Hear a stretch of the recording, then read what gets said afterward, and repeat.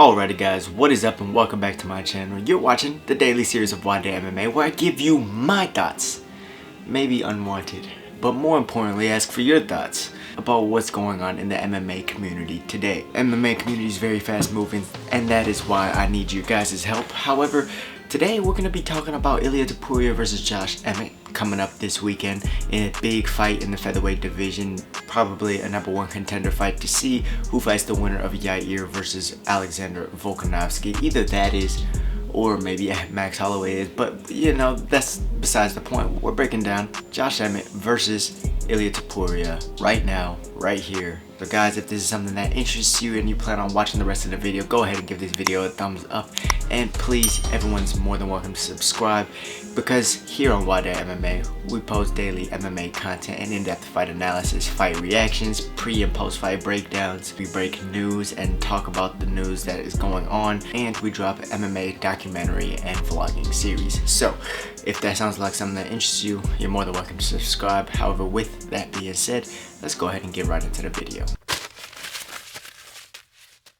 Alrighty guys, so if you are new to this channel, what I like to do here for breakdowns is I like to talk about each fighter's past opponents, their styles based off of those opponents, and then leading into this matchup, their keys to victory based off of each of their styles. So starting off first, I like to talk about Josh Emmett. Josh Emmett, the powerhouse, who is just coming off of a loss to Yair Rodriguez after going on a massive winning streak, finish streak. I believe he had 5 or 6 wins in a row, something like that, with finishes over guys like Michael Johnson. He beat Shane Burgos in a crazy fight, tearing his ACL, I believe, in the first round. He had wins over Calvin Kattar. Very close fight at that, but a win nonetheless, and so many more. Nasty knockout over Ricardo Lamas. And so his style based off of all these fights is that he's an absolute power machine. He's a powerhouse, right? He likes his right and left hooks. That straight right comes sharp down the pipe. He has really good footwork, besides what Dan Hardy is saying in his breakdown. Josh Emmett actually does have really good footwork, and he likes to attack off of that switch stance as well. If you see him kind of floating around, that's when you should be even more cautious, because he's probably gonna explode in something. He's maybe one of the most explosive fighters in the UFC today, and more than just his power, he has a lot of speed and thought behind all of these shots that he's throwing. Most of the time, he's not throwing more than 2 or 3 shots at a time, which could be a problem going against Ilia Topuria, and we're gonna talk more about that.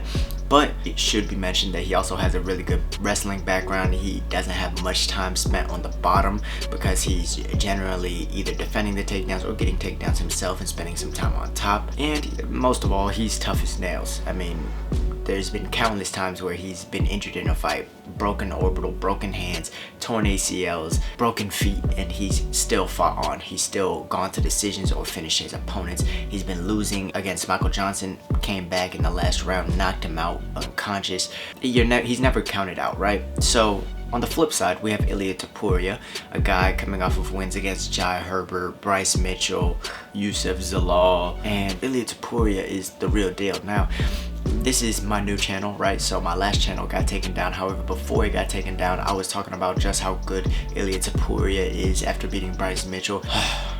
Yeah, a lot of people are now seeing that he is a future champion. He is one of these guys of the new generation who has everything. He's a black belt in jiu-jitsu. He has that Greco-Roman wrestling, which honestly translates better than the original freestyle wrestling to MMA. And he also has very, very educated hands and boxing, right? He too has really good footwork, and he's very educated about how he's setting his things up. However, some of the holes we actually have seen from Ilia Topuria that not many people are mentioning is that he is open for head kicks. He's been hurt multiple times with head kicks, mainly because he likes to just keep that high guard, and he doesn't really reinforce his guard. So a lot of times it'll hit him on his hand, or he'll drop that hand after throwing it and he'll catch a head kick like that.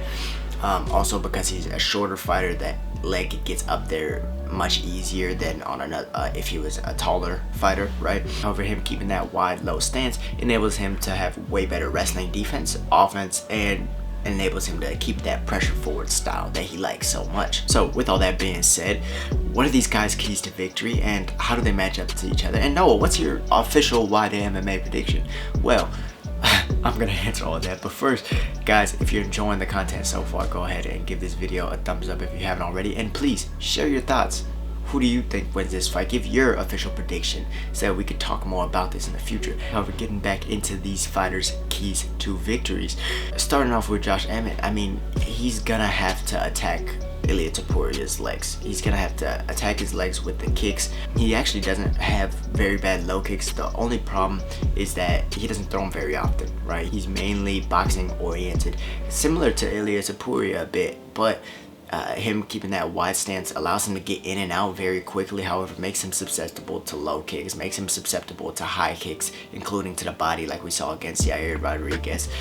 He does have good wrestling, but he doesn't have the best top game. I assume he's not going to want to take this fight to the ground and try to keep Ilia there, because Ilia is a dangerous opponent to take to the ground. However, I wouldn't be surprised to see him mix in a lot of cage wrestling and try and fatigue Ilia Topuria, considering how many finishes Ilia has. We don't know how well he does in the later rounds. This is Ilia's first 5-round fight, and I think that Josh Emmett should use that to his advantage. Now, both of these people are very explosive, right? But I think if Josh Emmett can add up on the low kicks, it'll set him up for high kicks later.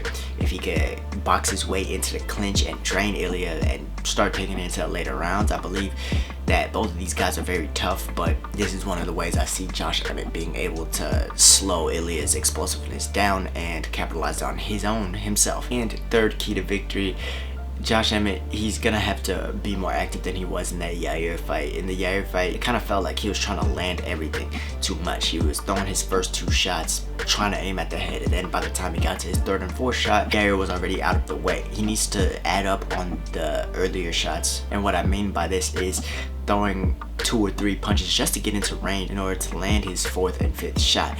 He used to do this very well in the past. However, he kind of got away from it in the Yair fight because he was getting kicked to the body and was probably worried about those body kicks and everything coming at him.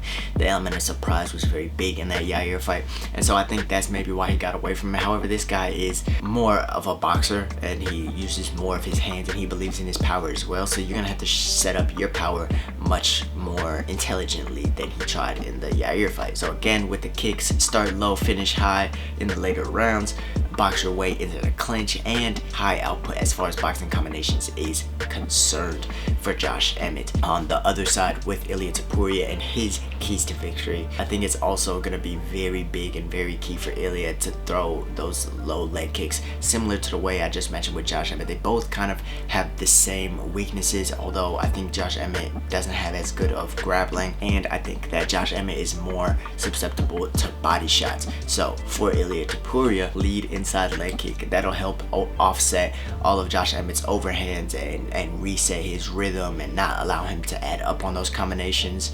2, go to the body. Almost very similar keys to victories for both of these guys. He wants to be going to the body early with Josh Emmett. I feel like Josh Emmett, his body isn't very well conditioned. If he eats those body shots, he's gonna feel him, he's gonna show it, he's gonna be hurt, right? That's the only time really I've seen him be hurt. He has been cracked on the jaw, but usually he's able to tough through that, and he hasn't shown that he has an off button yet. However, going to the body, knees, roundhouse kicks, different things like that, he's shown susceptibility, and it's going to stop him from being able to add up on the punches and do what he wants in that regard. Ilia Topuria also has really good boxing combinations when it comes to going down to the body. We saw this in his match against Damon Jackson, to where he was really using his punches to get inside and then really get to that body. And I think that, along with the leg and body kicks, can be a very good factor in order to get him on the inside, keep him inside, and do real damage to Josh Emmett. And third, for Ilia Topuria, really take your time. Really take your time. Yes, it's gonna give Josh Emmett more time to do what he wants to do, right? But I think that, one, it's gonna help him get a lot of experience in a 5-round fight, because his next fight is probably going to be a guy like Max Holloway or Alexander Volkanovski, and he hasn't been 5 rounds yet, right? So he wants that octagon time in there. He wants that experience. He wants to know that he can go all 5 rounds if he needs to in an actual fight, right? It's different doing it in training than it is doing it in an actual fight, and a lot of people find that out the hard way. So he also needs to stay patient, because if he does get overzealous, which he does tend to do, if he gets hurt, he tends to fire back right away, which is not too smart of an idea, especially going against a guy like who can crack like Josh Emmett.